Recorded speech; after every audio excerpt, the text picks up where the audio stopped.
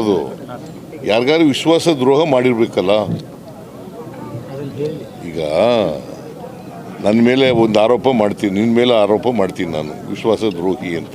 ನೀ ಯಾರಿಗಾರು ವಿಶ್ವಾಸ ದ್ರೋಹ ಮಾಡಿರ್ಬೇಕಲ್ಲ. ಹಾಂ, ಮತ್ತೆ ಸುಮ್ಮನೆ ಹೇಳ್ಬಿಟ್ರೆ ವಿಶ್ವಾಸ ದ್ರೋಹಿ ಅಂತ, ಕಳ್ಳ ಅಂತ ಹೇಳ್ತೀನಿ ನಾನು ಯಡಿಯೂರಪ್ಪನಿಗೆ. ಹಾಗಾದರೆ ಕಳ್ಳನ ಅವರು? ಭ್ರಷ್ಟ ಅಂತ ಹೇಳ್ತೀನಿ. ಭ್ರಷ್ಟನ? ಸುಮ್ಮನೆ ಹೇಳು. ದಾಖಲಾತಿ ಇಲ್ಲೇನೆ ಹೇಳ್ಬಾರ್ದು. ಏನಾದ್ರು ಆಧಾರ ಇಟ್ಕೊಂಡಿದ್ದು ಹೇಳ್ಬೇಕಲ್ವ. ಈಗ ಸಿದ್ದರಾಮಯ್ಯ ಭ್ರಷ್ಟ ಅಂತನ್ಬೇಕಾದ್ರೆ ನಾನು ಯಾರ ಹತ್ರ ಲಂಚ ತಗೊಂಡಿರ್ಬೇಕಲ್ಲಪ್ಪ. ಯಾರಿಗಾರು ವಿಶ್ವಾಸ ದ್ರೋಹ ಮಾಡಿರ್ಬೇಕಲ್ಲ. ವಿಶ್ವಾಸ ದ್ರೋಹಿ ಯಡಿಯೂರಪ್ಪನಿಗೆ ಪಾಪ ಅರಳು ಮರಳು ವಯಸ್ಸಾಗ್ಬಿಟ್ಟಿದೆ.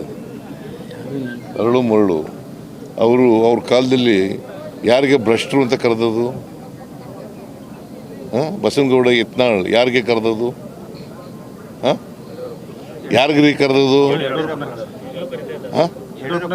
ಯಾವ ಪಾರ್ಟಿಯವರು ಅವರು? ಆಗ ಉಚ್ಚಾಟನೆ ಮಾಡಿದ್ರಾ? ಆಗ ಬಿಜೆಪಿನಲ್ಲಿ ಇದ್ರಲ್ಲ, ಕರೆದಿದ್ರಲ್ಲ. ಮತ್ತೆ ಭ್ರಷ್ಟರಲ್ವ ಯಡಿಯೂರಪ್ಪ? ಮಾರಿಷಸ್ನಲ್ಲಿ 10,000 ಕೋಟಿ ರೂಪಾಯಿ ಇಟ್ಟಿದ್ದಾರೆ ಅಂತ ಹೇಳಿದ್ರು. ಮಾರಿಷಸ್ನಲ್ಲಿ 10,000 ಕೋಟಿ. ನಾನು ಹೇಳಿರೋದಲ್ಲ ಇದು, ಅವ್ರ ಪಾರ್ಟಿ ಮನುಷ್ಯನೇ ಹೇಳಿರೋದು. ವಿಶ್ವನಾಥ ಏನಂತ ಹೇಳಿದ? ನಮ್ಮ ಮೈಸೂರಿನ ವಿಶ್ವನಾಥ ಇವ್ರ ಮೇಲೆ ಭ್ರಷ್ಟಾಚಾರದ ಆರೋಪ ಮಾಡಿದರು. ಯಾರು ಅವ್ರ ಯಾವ ಪಾರ್ಟಿಯವರು? MP ಅಲ್ಲ, MLC ಅವ್ರು ಮಾಡಿರೋದಲ್ವ. ಮತ್ತು ಅವ್ರು ಮಾಡಿದ ಮೇಲೆ ಸುಳ್ಳ ನಿಜನ ಅದು? ನೀವು ನಂಬ್ಕೊತೀರಾ ಇಲ್ವೋ? ಈಗ ಇನ್ನೊಬ್ಬರ ಮೇಲೆ ಆರೋಪ ಮಾಡೋದು ಯಾಕೆ ಮಾಡ್ತಾ ಇದ್ದಾರೆ ಆರೋಪ ಅಂತಂದರೆ, ನಾನು ಬಡವ್ರ ಪರವಾಗಿದ್ದೀನಿ ಅನ್ನೋ ಕಾರಣಕ್ಕೋಸ್ಕರ. ಭಾರತೀಯ ಜನತಾ ಪಕ್ಷದವರು ಬಡವರ ವಿರೋಧಿಗಳು, ಸಂವಿಧಾನ ವಿರೋಧಿಗಳು, ಮಹಿಳೆಯರ ವಿರೋಧಿಗಳು, ಹಿಂದುಳಿದವರ ವಿರೋಧಿಗಳು, ಅಲ್ಪಸಂಖ್ಯಾತರಿಗೆ ಅಂತೂ ಪಕ್ಕಾ ವಿರೋಧಿಗಳು. ಬಾಗಲಕೋಟೆಯಲ್ಲಿ ನಿಮ್ಮ ಸ್ವಜಾತಿಯ ಅಭ್ಯರ್ಥಿ ಇರೋದ ಕಾರಣಕ್ಕೆ ಇಲ್ಲಿ ಟಿಕಾಣಿ ಹೊಡಿ ಎಲೆಕ್ಷನ್ ಮಾಡ್ತಾ ಇದ್ರಿ ಅಂತ ಆರೋಪ ಮಾಡ್ತಾರೆ ಸರ್. ಅದೇ ಯಡಿಯೂರಪ್ಪನವರು. ನೀವು ಇಲ್ಲಿ ನಿಮ್ಮ ಸ್ವಜಾತಿ ಅಭ್ಯರ್ಥಿ ಹಾಕಿರೋದಕ್ಕೇನೆ ನೀವು ಇಲ್ಲಿ ಟಿಕಾಣಿ ಹೊಡಿ. ಅವ್ರು ಯಾವ ಜಾತಿ? ಯಾರಿಗೆ ಮಾಡ್ತಾ ಇದ್ದಾರೆ ಅವರು? ಉಮೇಶ್ ಮೀಟಿಂಗ್ ಮಾಡ್ತಾ ಇದ್ದಾರ? ಯಾರಿಗ್ರಿ ಮಾಡ್ತಾ ಇರೋದು ಅವರು? ಅವ್ರು ಯಾವ ಜಾತಿಯವರು? ಮತ್ತೆ ನೀವು ಯಾರಿಗೆ ಮಾಡ್ತಾ ಇದ್ದೀರಿ? ಏನಾದ್ರು ಅರ್ಥ ಇರಬೇಕಲ್ವೇನಪ್ಪ. ನಾನು ಸ್ವಜಾತಿಯವರು ಆಯಿತು, ನಾನು ಮಾಡ್ತಾ ಇದ್ದೀನಿ. ನಮ್ಮ ಪಕ್ಷದ ಅಭ್ಯರ್ಥಿಯವರು, ಅವ್ರಿಗೋಸ್ಕರ ಮಾಡ್ತಾ ಇದ್ದೀನಿ. ಹಾಗಾದರೆ ಈಗ ದಾವಣಗೆರೆಗೆ ಹೋಗಿದ್ದು ಬಂದೆ, ಅಲ್ಲಿ ಯಾವ ಜಾತಿಯವರು ಕ್ಯಾಂಡಿಡೇಟು? ಮತ್ತು ಅಲ್ಲಿ ಲಿಂಗಾಯತರ ನಮ್ಮ ಜಾತಿಯವರು. ಅವರು ಏನಾದ್ರು ಒಂದು ಆಧಾರ ಇರಬೇಕಲ್ರಿ. ಸುಳ್ಳು ಹೇಳ್ಬೇಕಾದ್ರೆ ಒಂದು ಆಧಾರ ಇರಬೇಕಲ್ಲಪ್ಪ. ಸುಮ್ಮನೆ ಏನು ಬೇಕಾದ್ರೂ ಬಾಯಿ ಬಂದಾಗ ಏನಾದ್ರು ಮಾತಾಡೋದ? ನಾನು ನನ್ನ ಜೀವನದಲ್ಲಿ ಆ ಥರ ಮಾತಾಡಿಲ್ಲ. ನಾನು ಆಧಾರ ರಹಿತವಾಗಿ ಮಾತಾಡೋದು. ಆಧಾರ ಸಹಿತವಾಗಿ ಮಾತಾಡಬೇಕು.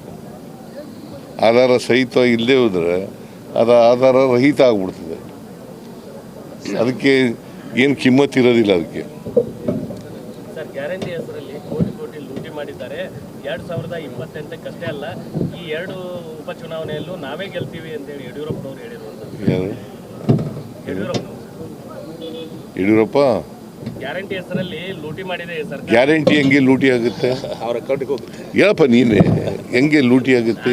ಎಲ್ಲಿ ಲೂಟಿ ಮಾಡೋದು? ಎಲ್ಲಪ್ಪ ಎಲ್ಲ ನಾನು ಹೇಳೋದಲ್ಲಯ್ಯ, ನೀವು ಕೇಳಬೇಕು. ಎಲ್ಲಿ ಗ್ಯಾರಂಟಿ ಯೋಜನೆಗಳಲ್ಲಿ ಲೂಟಿ ಮಾಡೋದು?